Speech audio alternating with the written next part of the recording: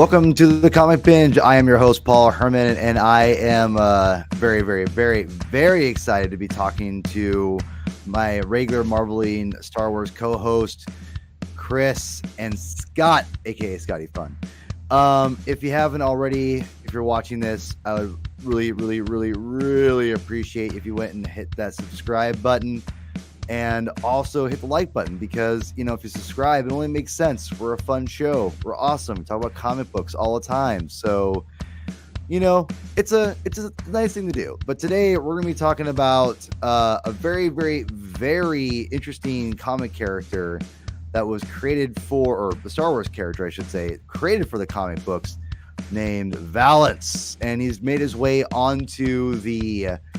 Well, basically, he's made his way onto the main canon, which is very interesting, by the way. We'll talk about that eventually at some point. But we're going to talk about mainly his Legends appearances. But I'm not alone, obviously. I just mentioned Scott and Chris are with me. So without further ado, I'll bring those crazy cats on. I'll start with Mr. Scott first. Scott, how are we doing today, sir? We're tired, but you know what? We're talking about Star Wars comics, so I'm happy. I always say it. Really appreciate you taking time, very precious time, to talk to me of all people. So, thank you. I love that you invited me. I love talking about this stuff. Well, I love you. Just know that. Regardless, I love you. The feeling's mutual. Thank you. Anyway, all right. Without more me being all mushy on Scotty Fun here, I've got Chris Carey here. Hi, Chris. Hello. Hey, are you still on X Twitter? Are you done? Dude, I'm done. Did you delete your account? The new year, man. Oh wait, what? Wow, no wonder you've been gone. Okay. Yeah. All right. I was just checking to see what's going down. All right. Well, anyway, I'm glad you're back. I'm glad we've made it through. We're official Facebook friends, so we made it that far. You've made it that far. You're in, right? That's right. It's like Twitter's like the hip cool, or X, whatever you want, whatever, Instagram, it's like the cool place, whatever. It's like, Facebook's like, yeah, you can't made it to, it's like, whatever, we know each other, we're cool. Facebook's old people's social media, so welcome. Yeah. I wasn't trying to say that, elder statesman. I was trying to be nice. Now, were you trying to be nice, or were you not trying to say it? Can both be true? No. That's fair. All right. Fair enough. Well, anyway, thank you for everyone who's joined us. Yeah, so we were talking about, a couple months ago, what fun things we could do for, the Marvel and Star Wars. And, I wanted to save some of the fun, like really the meaty stuff, like KOTOR, when we get to a little more of there's more stuff to tie with it, with like the movies or the TV shows, whatever. And we're not quite there yet. We will get there eventually, but there's so many good Marvel comic books to talk about and characters to talk about that I think there's endless material. That's why Marvel and Star Wars, this series we have, which you can go and check on the YouTube playlist on here. I think I attached it with the description below. You can check all our other episodes. And what's really fun about, I think, Marvel and Star Wars, or just Star Wars comic books, is that it's Marvel and comic books, even more so than novels. They've been connected from the beginning, and it's always had a long-standing relationship. And and they always have really crazy, like, just weird connections. And, part of it people don't realize, again, and I had to remind my good friend Justin Bolger this, he didn't know, who used to work for Lucasfilm, that George Lucas liked comic books when he was growing up. He grew up on comic books. I want to say at one point he owned a comic book store when he, for fun, like maybe. Back in the day. I think I want to say he did. I could be wrong, but I think he did. Like, it was. We'll have to research that, but I know for a fact that, like, if in that book, the world, when Star Wars when Star Wars ruined the world, and is it Chris Taylor? I think he said that George's dad built a shed basically for like stuff like his comic books because they had so much crap. So anyway, George has. What was that, Chris? I said I hear that. yeah, word. So yeah, comic books in Star Wars has always been very interesting. So when George signed off to obviously for Marvel to do Star Wars comic books, it was very much to get it out there and promote the material. And then obviously, the original Marvel line is such a unique thing. There could be like endless shows about it. And there's endless podcasts out there about Marvel Comics, Star Wars, and they're great. But I think the really cool thing about the Marvel Comics Star Wars is they did there was ridiculous characters that people talk about and you can laugh at, which I know we'll talk a little bit about in this here, but it also birthed the character that I think that we all, or if you know Star Wars comics, you kind of know the character, and that is obviously Valance, which we'll talk about here. And what's really interesting about Valance is that he almost, to me, and this is just my opinion, I'm curious what you all, Chris, what you think, because I think Valance almost comes off like not a Star Wars character initially, if that makes any sense. Because as we can see here, he's got Iron Man arm.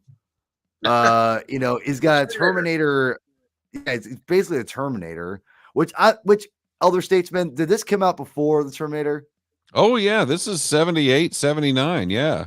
Okay, you're right. Okay, so I'm just saying from someone who grew up on Terminator. But go ahead. No, but I also think I think Terminator is not exactly the right thing to use to describe Valance until, of course, you get to episode 108 or issue 108 when it completely becomes Terminator. Well, he dies get there. Like Terminator. Hold on. Well, dude, oh my God. What if Valance is the true inspiration for James Cameron's Terminator? I was waiting for the thumbs up at the end. All right. Show's over. We've outdid ourselves. Oh my God. All right. I'm actually shocked. I didn't even think about that. I for whatever reason, I always think Terminator is way earlier than it is, but it's 82, right? It's 84. Well, shit. Yeah. Okay. All right. 84 well, and then 91. Yeah. Damn, bro. Damn. Okay. So, so before we get into all this, I'll just want to set it up here. Valance right now, the reason why it's a lot more interesting now is because in the comic books, in the new canon, the everything is canon world, which again I love.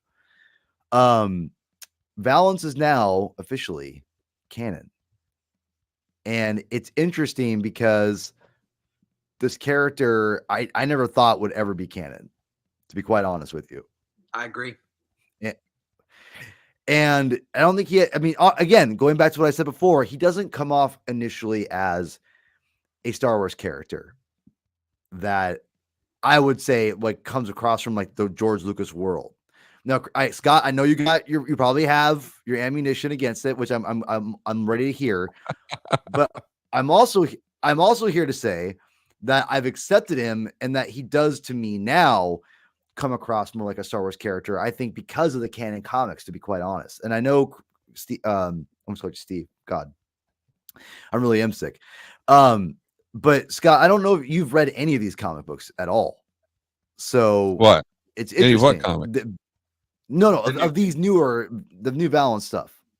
I don't just live in this swimming pool of all the old stuff and then just come up for air every so often to do a show with you. And then go back underwater. I've got all those books. I've read most of them. Yeah. I probably haven't read the last 6 or so. Okay. So have you read Vader Target Vader? Yeah. Years ago when it came out. Yeah. Yeah. Which I just want to say for the record, we are going to review this at some point. And I know, Chris, you don't like this. I think this is what made me go, oh, we'll talk about this later. But anyway, I just want to say that this is where it was the Marvel comics that made me start realizing Valance is not realize, but it started me accepting him as a character more as it fits Star Wars, opposed to just this really cheesy, or not cheesy. I wouldn't say he's cheesy, but a very kind of over the top, on the nose sci-fi character. But I digress. Elder Statesman, why don't you lead us in with this and give us the goods on Mr. Valance here. I want to know what you think. about all this? Or give us the history. Give us the history, I should say. The history?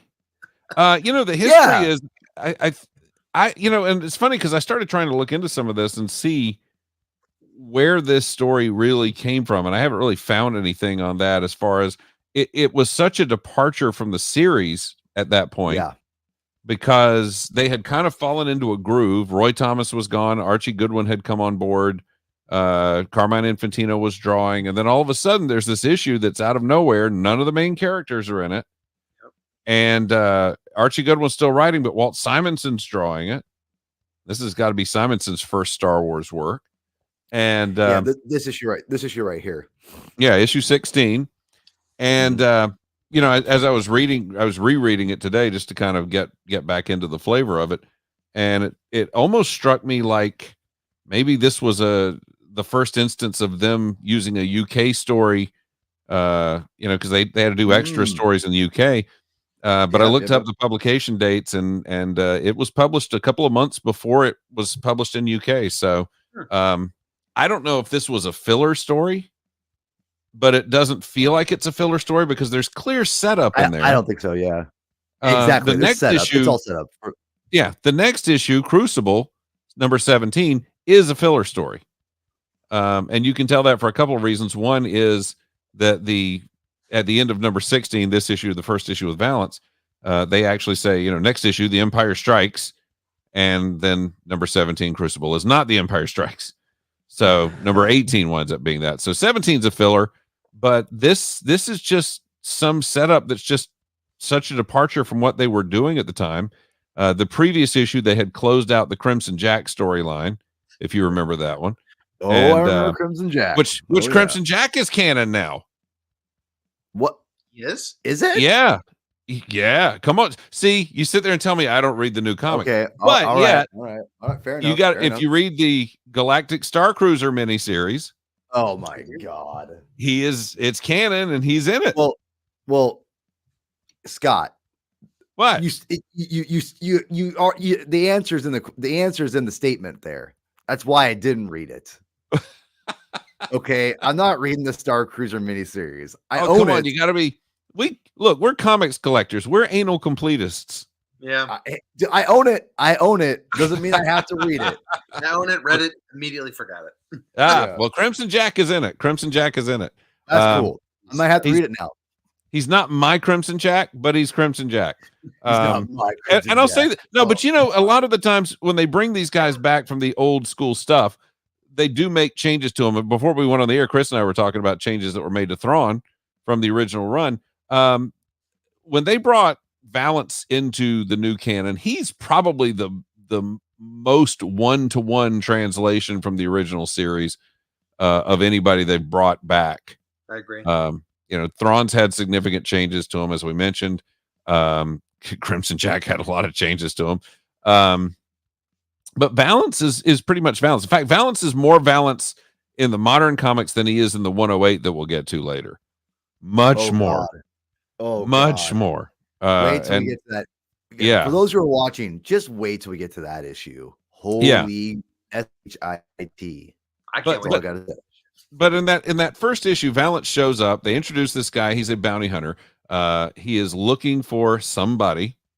And it turns out that we get to see a lot of our friends from the end of the Roy Thomas era. And you almost feel like Archie Goodwin's like cleansing the palette of the Roy Thomas characters.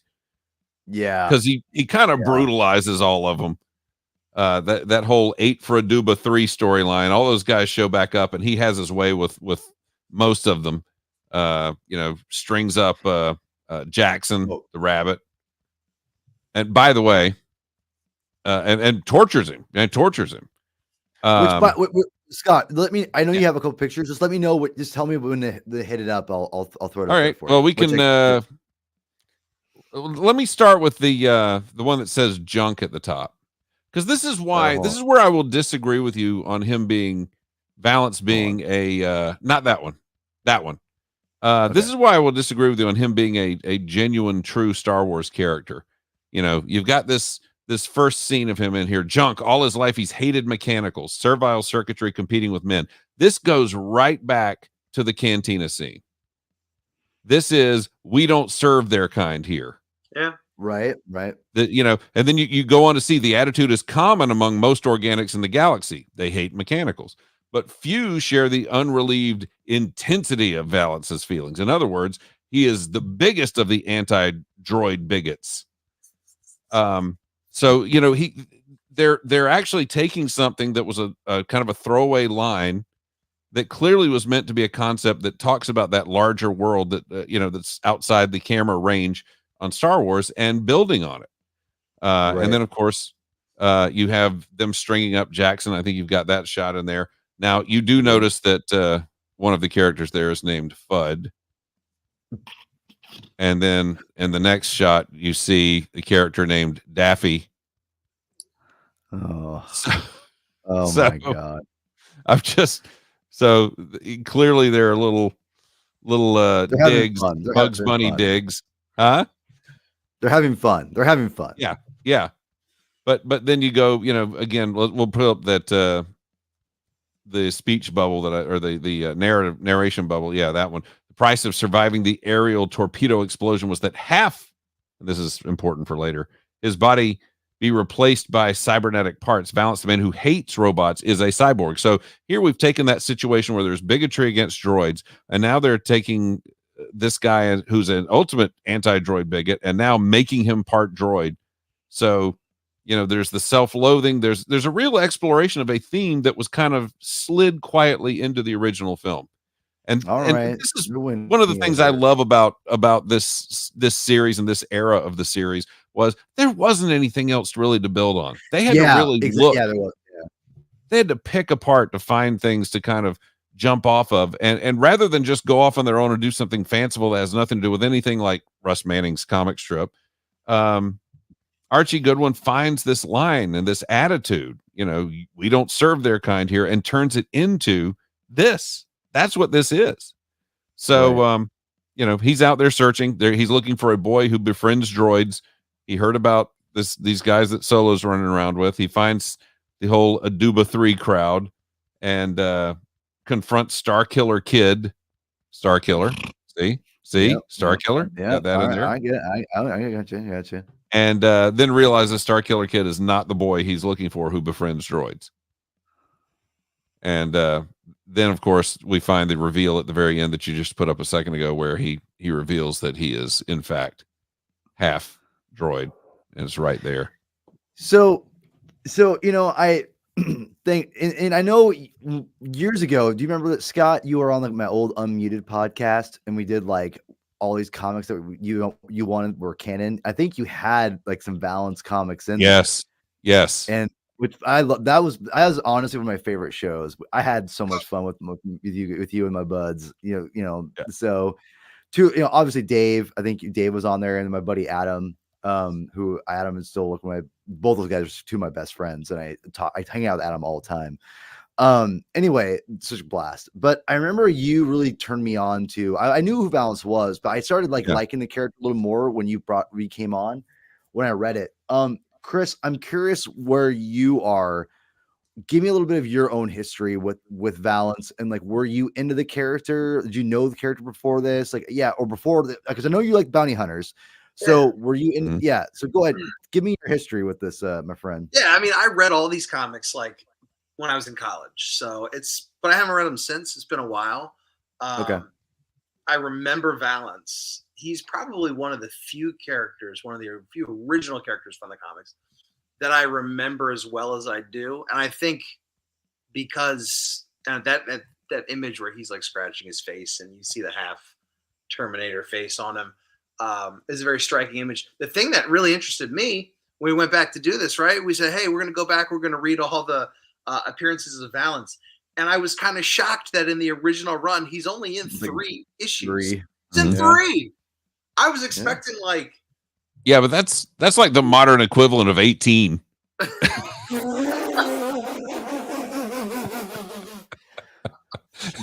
You know what? You're not wrong.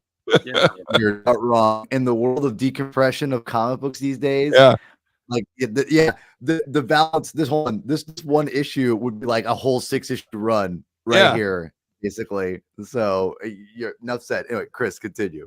Yeah, no. But what I thought was interesting as I went back and kind of revisited these stories was one, I thought how great his origin in the original run is so great. They keep it for the new canon stuff. Mm-hmm. Like, they don't even mess with it. They tie it into Solo, I guess, a little bit. Yeah, But that's other the than one that, thing to do, really. Yeah. Well, let me piggyback off that a little bit, if you don't mind. Yeah. I actually brought those issues up because this is where I had no idea. I'm not sure if they announced it at the time, but in this Imperial Cadet Han Solo tie-in book, which was very much not promoted, really, it just kind of was like, it was just kind of there.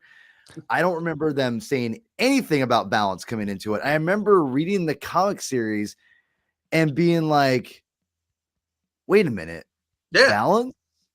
Wait, and then and then you get kind of like he crashes, and like you said, Scott and Chris, this is the origin of Mhm. Valance. Like it's a different. It's not, the details aren't completely 100%, but they're there. Mhm. Yeah. And you're just kind of like, oh, okay. And then this writer, who wrote Imperial Cadet, planted those seeds so he could do this series, which is very interesting.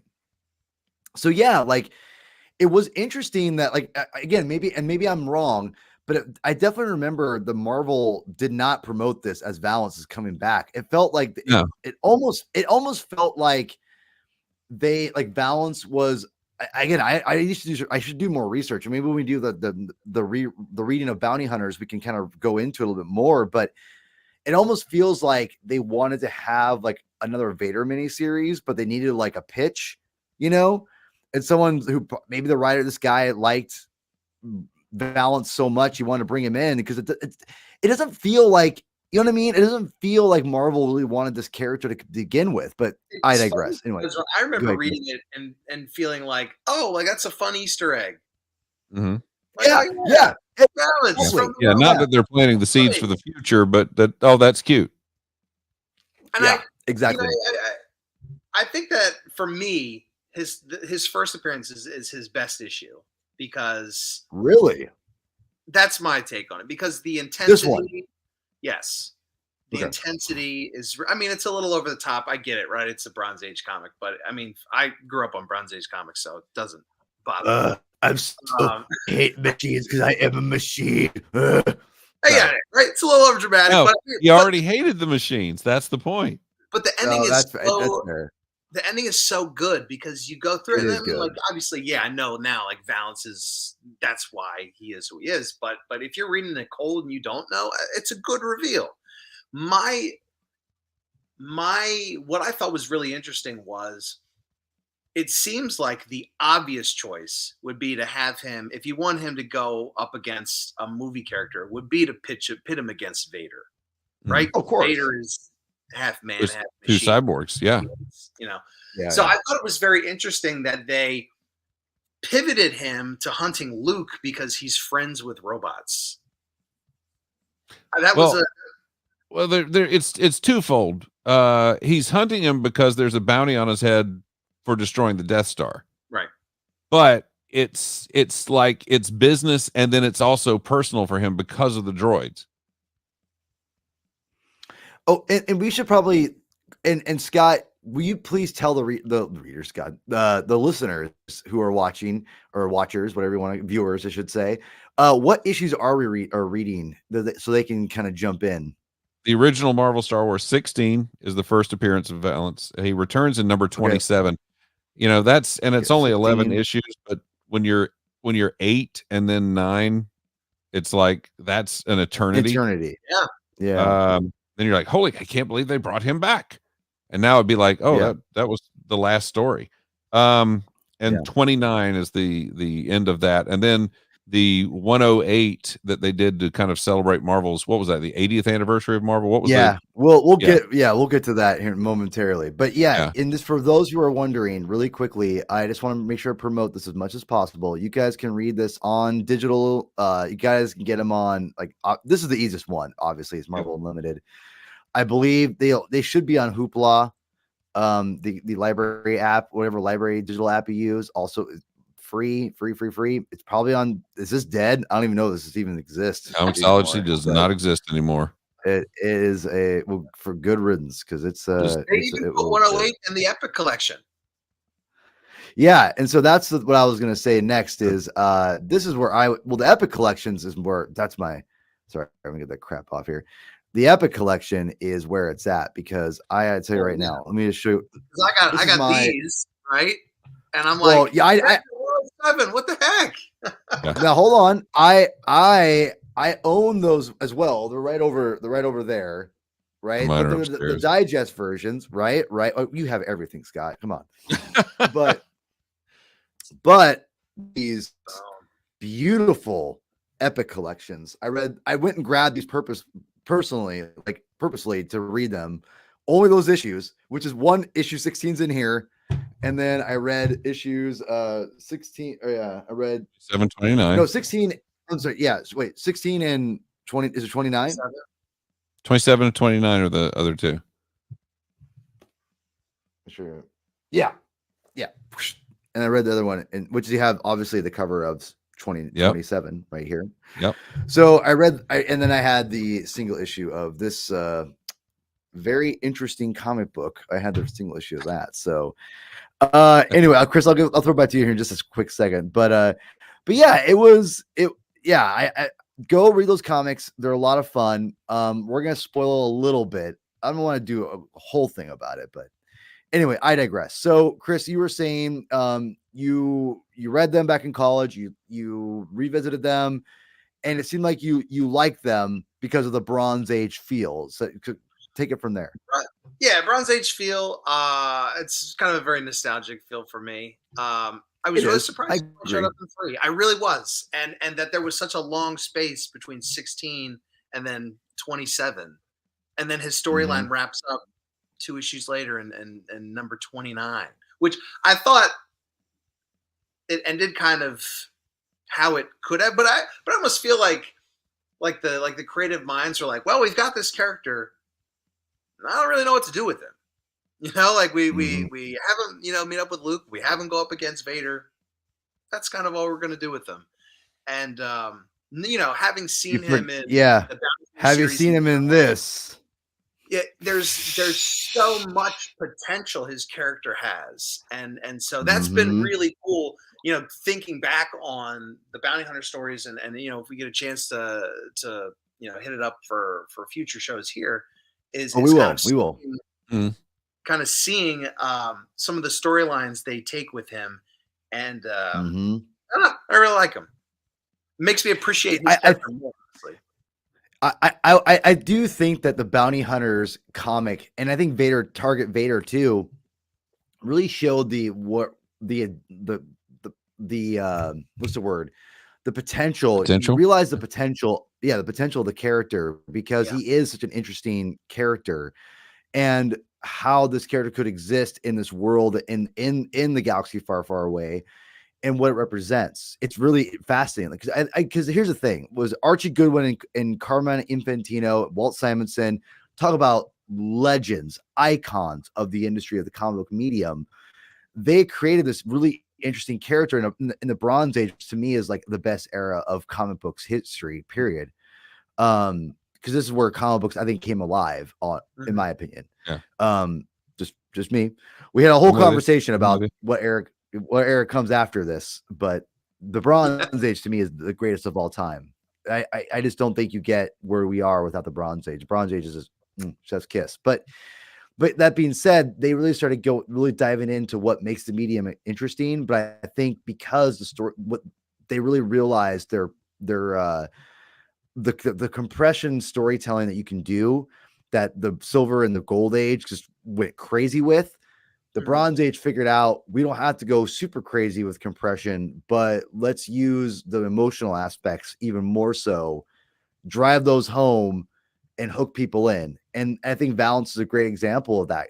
I think it really connected with so many young readers, like The Other Statesman. When you read it back in the day, like we obviously, these way past our time, obviously this is not a dig, but just saying, like back in, I know there's so many people around your age, Scott, that love these kids. No, but seriously, they love these kids. They love this character, and because they grew up with them and they associate with Star Wars. And when I came into it, I'm like, this guy's a Terminator. And it's, we probably, you brought it to me. Well, no, actually, Terminator came out 4 years ago. So James Cameron basically ripped off Carmine Infantino, Walt Simonson, and Archie Goodwin. So he owes them a little bit of that family a little royalty check. Yeah, so, that last panel of issue 16 is pretty much a Terminator movie poster. Yeah, it really is.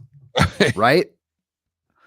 So, I mean, it's shocking how much that looks like the Terminator for this to have come out first. Yeah, it's almost a little too, you know what I mean? It's almost a little too much, but I want to dive in a couple things here. And mainly this is my favorite issue. I think this issue is fantastic. And those who, obviously this really quick, this brilliant picture is rendered by the amazing and icon-ish Walt Simonson. He is, I think, one of the greatest comic artists of all time. He is not only can he draw beautiful pictures, beautiful covers, dude can draw and write and craft a story, did one panel to panel. And dude knows how to do comic books and storytelling and can write like a mother effer. Dude's just an icon.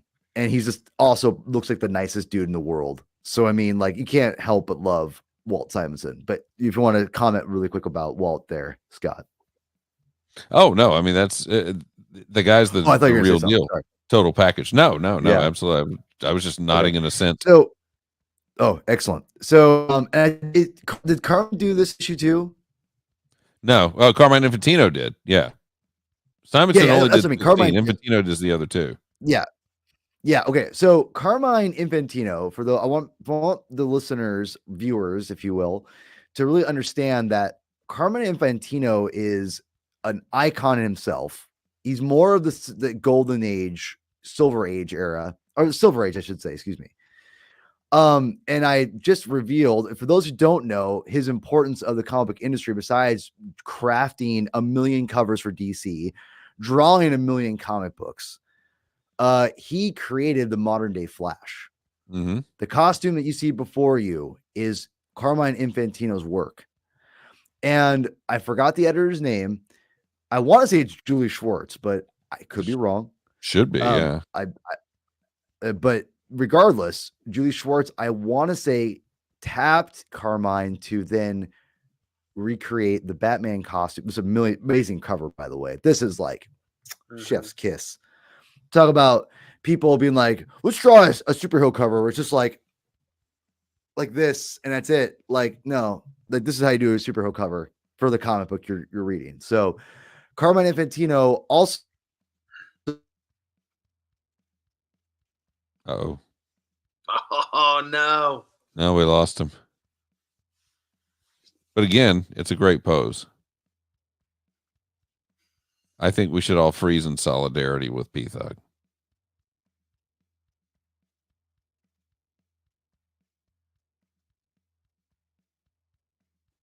I don't know what else to do here.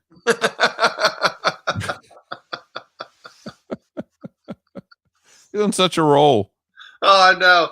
I hope he's not like still talking. That's, I was thinking the same thing. It's like, what if because I don't want him to lose all of that. He dropped off. He's gone. This is his stream too. Oh, wow. It's so funny. You were talking about decompression and how like these 3 appearances would be like 18 issues. Yeah. Because I really do like that last issue specifically. Yeah, like that could have been a 6-issue miniseries just on its own. Yeah, tracking him down, and then they have to include the core OT characters. Oh, here they are, by the way, for a page and a half. Because that's essentially the kids want to know what's happening with the core group. And P-Thug, you're back. Hey, I'm back. It was holding up so well. It was holding up so well until the end. Well, we froze in solidarity with you. We did when you watched back the post. Yeah. Oh, excellent, excellent. Well, anyway, but yeah, Carmen Infantino, baller, icon, Yep. and it's only fair that he has a fair, like, meaningful connection with a major property like Star Wars, right? So that's what's interesting. And I just want to throw some pages up here real quick. First of all, look at this thing, man. Yeah. Like, I'm sorry. I mean, I know Vader, it's very stylized, but I love this. Yeah. And when I was a kid, that drove me nuts because it was not photorealistic and it had that very stylized look to it. And I was happier as a kid when Walt Simonson came onto the book full time and Ron Friends and that kind of thing. But as an adult, what I recognize is, okay, it's very stylized, but also there's a tremendous amount of just storytelling ability that comes with what Infantino does. Yeah. Here really quick. I just want to show you. I just want people to know. Like, I saw your little Walt Simonson artist edition. Oh yeah. I just want really quick. I want an excuse to show this bad boy. Yeah. This is what a legend looks like. And you talk about photorealistic. That's what we're talking about. We're talking about legitimately a beautiful version of Vader, not like it's like, tracing, excuse me, that some people accuse someone named Salvador doing. But that being said, I do think that, like, I totally know what you mean. For me personally, I kind of go back and forth. I personally don't think it has to be photorealistic or stylized. I feel like it just kind of depends on the story and the artist, in my opinion. But yeah, I like can be ridiculously literal sometimes. And same, I think that as a kid, maybe that's a shock. But as a kid, that's kind of why that bothered me. But as an adult, I see the artistry in it, and I see that the way in which he drew it contributes to, again, the man had an amazing knack for being able to tell a visual story. He was incredible. He was one of the greatest. And it's really cool because I think you see here some great storytelling. Like, just again, look at these pages. I mean, you have the establishing shot, you've got great close-ups, action, movement, of Valance here. I mean, Carmine is just, I mean, I'm obviously, for anyone who knows Carmine Infantino, I'm just like, I'm preaching to the freaking, like, choir / Martin Luther, whatever, every religious experience you could put in with anything with me preaching is, this is what it is. I mean, he's highly kinetic stuff. Just, yes. Bring back narration. I mean, like this. I mean, like, just like, it's so freaking good. And I just want to make sure people realize when you read these comics, like, to me, the comics are good mainly because of the art and the storytelling, like the because it ain't the dialogue, yo. Like, it ain't the dialogue. Let's be real. Yeah. And that's not a shot either. It's just because any dialogue is gonna be dated. It's just regardless, And I it's mean, the way they did dialogue in comics back then. Yeah. But anywhere, anytime. Go ahead, Chris. Go ahead. No, I was agreeing with you. Just the dialogue. Yeah, it's what it is. But I just want to make sure people realize that this stuff is fantastic. And, like, look at this. Yes. I mean, that is just, I mean, come on, bruh. And the whole premise, by the way, of the Ruby Flame Lake. But I also, what I love about that story. Canonized? I hope so. I know. Yeah, that's same. But the whole premise of the story there, and again, I know Chris I think said earlier he didn't want to do spoilers. I think you said that. I agree. But just mild spoilers. A little taste of it is essentially in that issue 29. He and Vader are both hunting for this guy named Tyler Lucian, who was a rebel deserter. And again, it's another great thing that you just don't think about. This is a guy who was a rebel. He was a member of the Alliance, and when the Death Star came close to Yavin 4, he panicked and fled. So now he can't go back because he's a deserter. And but at the same time, he knows the name of the person who blew up the Death Star, which is what Vader's big mission is right now, is to find out who it is that blew up the Death Star and bring them to justice. the fact that he doesn't know that name at this point, for them to have made that kind of the storyline before really knowing, what that was going to pretend in the future, that once he did get the name, it was going to be, holy cow, wait, what? Skywalker? It's a tremendous construction that just happens to be, coincidental, but still, it's amazing that it's there. It's just kind of great stories sometimes just fall together, and that kind of did. But I love the concept of the rebel deserter, this guy who just me too. He's a man without a country. And why is he a man without a country? He's a coward. When reading this issue, just tell everyone, this is the best issue in my opinion. I think Walt's issue is great too, but to me, when Archie and Carmine, how they craft this story narratively, and it does make me really dig Valance as a character way more, and gives Vader a very what's the word I'm looking for? It gave Vader someone you could go up against that isn't just like someone you can just take out. Like, you actually thought like Valance could put up a fight, and because you laid the groundwork in the previous issues, right? Like, he is a deadly character, and I was just saying, as a kid, we wanted some HVA, we wanted some hot Vader action, and you couldn't, that wasn't something that you always got. So it's so true. That's one of the things I think really made it special for me. That's why I loved Boba Fett, Enemy of the Empire, so much. Yeah. Oh man. The art in that book. Ian, is it Ian Gibson? His name, the guy who Ian Gibson. By the way, Enemy of the Empire. For Enemy of the Empire, I think it's Ian Gibson. I think Ken Kelly did the cover. No, the covers are fantastic. The actual Ken Kelly. But the interiors are by a guy who did a bunch of 2000 AD, a Brit, guy from 2000 AD comics. He did Halo Jones with Alan Moore. He does the art, and it's that's a whole different podcast. I'll just say that. The people suck, but I thought his Vader and Boba Fett pretty good. That nostalgic classic. We could read that one day. We could read that one day. It's coming out at the end of the year, man. I'm picking it up for sure. Well, I own it. I own it in very many trades and comics, but no. This is my favorite issue. I think this is fantastic. It's a good one and done. I would say it's, you know what I mean? Like, I feel like anyone could pick this up and you get everything you need. And it's, again, the lost art of telling stories, and a new reader could pick this up and be like, oh, I get it. You know what I mean? So, Chris, anything you want to say about these other issues before we move on? I feel like we said it.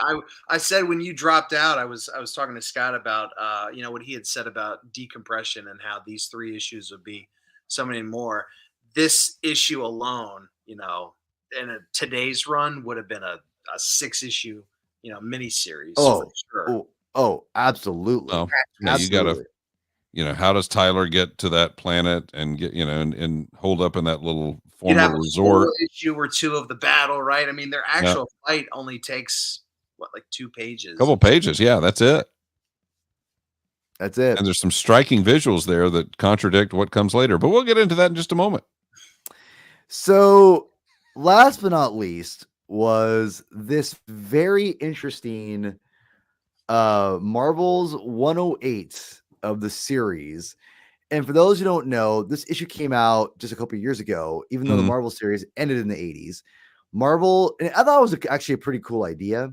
Marvel, for its 80th anniversary, went back on a bunch of their series and added one more kind of a swan song, if you will, of like a send-off for every Marvel series that's almost been in existence. So we're talking like Darkhawk had an issue. I don't think Sleepwalker did, which is a missed opportunity, by the way, or Deathlock. But a lot of these Kickers Inc. Which Kickers Inc. I don't know that one. That was one of the new universe titles. Oh God. New universe. Get that SH out of here. Anyway, so they like, and obviously Star Wars was one of the, it felt like a natural fit. So this was actually the first, minus what maybe the Republic MMO, like continued legend stories we've gotten, was this issue of Star Wars, and which is 108, which if you look at the cover here is Valance. So and who drew it? Well, everyone drew it. Well, but I mean, the cover, Walt Simonson, obviously, the cover of this, which is fantastic and probably the best part of this comic, to be honest. Next to Giuseppe Camicoli drawing like the first like 4 pages. If you guys can read the credits there, there's a million people working on this comic, drawing this comic book. And just full disclosure, I also think it's hilarious because you have, they brought so many deep cut Marvel characters in this. I should say force fed us so many Marvel deep cut comic characters in this. Jackson, including the bug guy with the beret. Yeah, oh God. And Zora, is it Zora her name? Who's that? The girl. What's her name again? Who? Amaza, sorry. Whatever the Jackson. Yeah, they actually put her. Yeah. They actually put her in some clothes this time, which is nice. I mean, that was God. It was like so 70s. But anyway, this, and then obviously we get Valance back, which we talk about goes full on Terminator here. Yeah. Whoa. First off, let me ask you this: Have you ever had that person in your life that like you go break your neck to do all these really nice things for, and they never appreciate it? Have you ever had that person in your life? Oh God, yes. Okay, I am that person. That's who I feel like I am when I read this book. Because I read this book and I'm like, they pulled out everything in the world to make me happy, and I am not happy with this. And I feel like a jerk for not being happy because clearly they were trying hard to make us happy, but I'm not happy. And first off, my first issue comes with a complete misunderstanding of Valance's situation and what happened to him in issue 29. Yeah. Valance is not an entire skeleton. They repeatedly say he is half. They only ever show him as half, and there's a reason for it. And then, they go to Ruby Flame Lake and they pull out his entire mechanical skeleton, which again, if you read issue 29, they specifically say that it eats flesh quickly, but it also eats metal. Yep. And you got to figure this story takes place after Return of the Jedi, because the Solo talks about being the hero of the Battle of Endor. And so you're talking he's there for it's 3 or 4 years after his fight with Vader at Ruby Flame Lake. That skeleton, first off, is not a whole human skeleton, and secondly, does not exist anymore. It is gone. Mm-hmm. So I have 2 real problems with that. That's not Valance. You're right. I'm going to tell everyone right now, this issue is no offense to Mr. Rosenberg, who I think is a pretty smart writer. You guys can all skip this issue. That's, again, I feel like a jerk for not liking the issue because they tried so hard to put in everything you loved about the old series, but it just doesn't work. So Chris, did you read this comic? You didn't read this one. I didn't. You lucked out. You know what it reminds me of? What does it remind you of? It reminds me of in 2008 when they were doing the press, then the publicity for Kingdom of the Crystal Skull, and Spielberg, like at every one of those, was going, I did this. Everything I did, every shot I made for this film, I did with Raiders fans in mind. Yeah. And then it came out and you know what happened. I feel like that's this. They like everything they did with this vintage old school Marvel Star Wars fans in mind, and it's just terrible. It's not good. It's a bummer. Because by the way, I want to make sure all the art is just not consistent. I mean, it's not meant to be consistent. It's supposed to be in different parts. I mean, it's just not. I mean, Kevin Coley's on art in there. I mean, well, yeah, Kevin Coley's the best one. He's and funny enough, he's the first one. So go figure. But Rosenberg, just by the way, he's mostly writing DC stuff now. Yeah, there's some. I mean, it's not all bad, but it's not great. The story is not good. By the way, if you, I'm really trying to be nice to Rosenberg. Go read his Punisher run. He takes on Barry Zemo. Super fun. Love that series. That his Punisher run was super underrated. Anyway, yeah, you can just skip this issue. This issue is just is bad. It's just bad. And I don't blame the writers, the artists, because they were mandated to do this, and they try, like you said, Scott, they try to do something for the fans. It just, yeah. There's no lack of effort here. It just doesn't work. Yeah, it just doesn't work. And by the way, about Crystal Skull, that is just an overly hated movie I think it's just for unfair reasons. I think it's a fun movie. I don't disagree. I enjoy it. In fact, I pulled it out when the new one came out a couple of months ago and went, this is not a bad film. There's a lot of Spielberg to this action, which I love. Yep. But you know what I'm saying when I say that is like, he goes out and he's like telling you everything I'm doing to make you happy. And then at the end of it, they weren't happy. Yeah. And before just one last thing, I still haven't seen the new one, the latest one.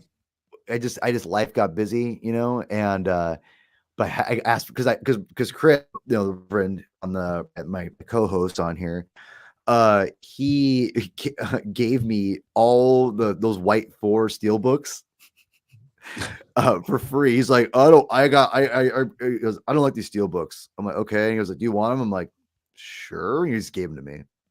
So I have them in 4K. So I'm like, well, I might as well buy the next one in 4K. I'm like, whatever.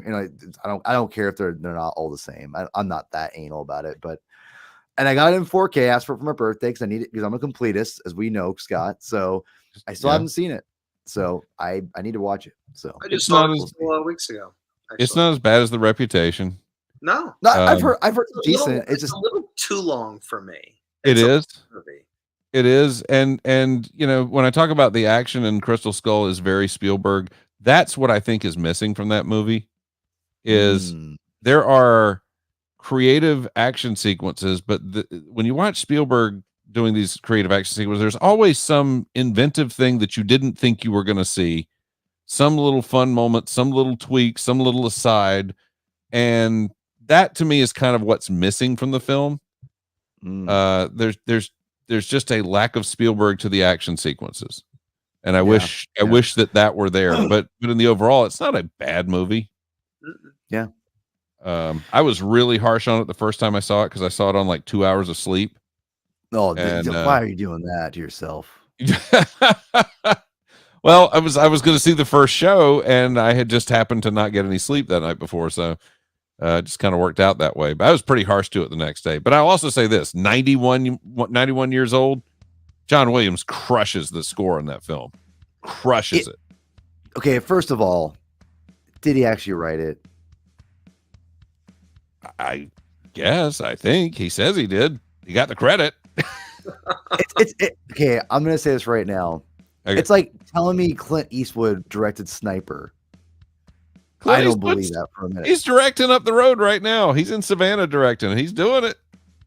Directing. He's on the set doing something. He's on the set wandering. I mean, he did say this is his last film. So okay, first of all, I saw Clint Eastwood right around when he was doing Shooter, whatever that movie is, and he looked lost in general. And I'm sorry, I just don't believe that he directs anything in the last 20 years, 30 years. Because I worked with the senior demographic for many years. I'm not saying I don't have. You recognize the look. I recognize when someone's got like there's something a cognitive issue. Exactly. And I worked in the rehab department and sorry, my dog's trying to get away. And I'm just gonna say this right now. When I watched him on stage around that time, I was like, there's no way in hell that man directed a whole movie. Like I think Bradley Cooper probably ghost directed that movie. And I am not joking. Because when I watch him, he's like, I'm like, how could that man like sit in front of a camera, organize an entire? There's no way in hell. There's no way in hell. He is a figurehead. It has to be. Anyway, that's just. I cannot comment. Not a knock on Clint. Not a knock on Clint. But anyway, but going back to John Williams, he's 91 years old. Yeah, he's probably in his own little world. You know, just saying. Well, if he didn't, whoever did crushed it. You know what? Which again, maybe he did. I will say this: he probably wrote like some snippets on piano that they orchestrated. Because I know, like the sequel trilogy, they did that. Like they said that he writes everything on piano. Yeah, and I could see that more so than with like, and I'm sure the orchestration was done. You know that I could see that because a guy could sit at a piano, write something, and then give it to his people, and then they transpose it to an orchestra. So, anyway, that's more believable. I think we probably ought to get going. I don't think your connection's going to hold out. What's that? I said, I don't think your connection's going to hold out. I don't know. It isn't. All right. Anyway, this has been great. Next episode, should I put you guys on the spot? What should we do? Should we do? I think we go I think this is the prologue, and then the Bounty Hunters is next to me. All right. I'm down. Yeah. All right. It's been said, but here's the thing, guys. I still think we should do this one. You know, like, I'm sorry. I think we have to do this. We've got to do this. Okay. Okay. Target Vader? I thought you hated Target Vader. I don't know where you got that from. I thought you didn't like it for some reason. Okay, so here's what we'll do. We're gonna do Target Vader, okay? I don't remember it. And then we'll do. What's that? I don't remember it. Interesting. Okay. Anyway, we'll do Target Vader, and then we'll do like the first, because they're not long. They're not super hard, Scott. So I feel like if I give you this one, the first trade, and this one, the first trade of Bounty Hunters and Target Vader, I think you'd be able to knock that out pretty easily. Okay. Are you concerned about my ability to read? Is that what's happening here? No. I'm concerned about your. Are you saying I'm Clint Eastwood at this point? Is that what's going on here? I apologize. I did not mean to give that impression. But, this has been so. I always have so much fun with you guys. This is fantastic. No. I'm just saying. I just want to make sure that I respect your time. I mean, Chris, you too. But like, you know. Yeah, Chris. Elder statesman. He's like he's he's helping this guy. He's helping this radio like personality and get into the studio. I mean, he's got all kinds of crazy stuff. So I mean. Anyway, again, for those next episode we're gonna be doing Target Vader and the first 6 issues or whatever the trade is of Bounty Hunters. So I'm stoked, like, because I think Target Vader is a very good comic book. So I'm excited. And then after that, we might get more Jedi stuff because I think we'll be closer to Acolyte. So we'll talk then. But in the meantime, that's your reading material for next episode. Scott, tell people where they can find you, my friend. I'm here. I'm around. I'm at Ryfin, just about anywhere you want to go. Facebook, because I know the old guys are on Facebook. Only the old people are on Facebook. I'm on X, formerly known as Twitter, as Ryfin. Scott@rifen.com, my email address. I did that because I got sick of people telling me my name was Scotty Fun. So it's the best. That's the best story ever. I love that story. Whenever one day you'll have to tell Chris that story. You told us that story after the unmuted show actually. Oh, okay. And I think I was in stitches. I was dying. You know, I'll never forget the way you said it. No, I do not want to be Scotty Fun. Oh no. No. Oh my god. It was so amazing. No. So anyway, I just wanted, thank you, Scott, for your stayed up late for me. You always super appreciate it, brother. No, so for you, anything for you. Are you kidding me? You are too kind to me. You're overly too kind, especially when you give me nice gifts like this. Oh yeah. So I mean, it's much appreciated, my friend, and I always appreciate it. Yeah, it's all you the man as always. Chris, we're thinking you're not on Twitter anymore, so where can they find you? Do you want people to find you? I feel like I'm nowhere. I have a Blue Sky. I never use it. Does anyone use Blue Sky? I mean, every time I log on, I see people on it, but I certainly don't use it. Tell us how to find you on Clubhouse. God. I'm on Xbox. Oh wow. Well, do you want people to find you on Facebook? Or no? It's pretty personal. No. I'm not big. That's fair. Well, you know what? Go find him on X, formerly Twitter. He's on there, Vile0. Yeah. Maybe he'll come. Maybe he'll come back. I haven't deleted the app off my phone. I'll say that. That's good. That's good. Anyway, yes, you can go subscribe, follow, like the video, yada yada yada. Go find me on Twitter at Herman22 with 2 N's, aka P Thug. We'll try to get us in next month again. We'll try to keep this going monthly again. I love hanging out with you guys too much to miss out on it. So, as always, the Reverend's not here, but when he's not here, I have to do it for him. Read more comics.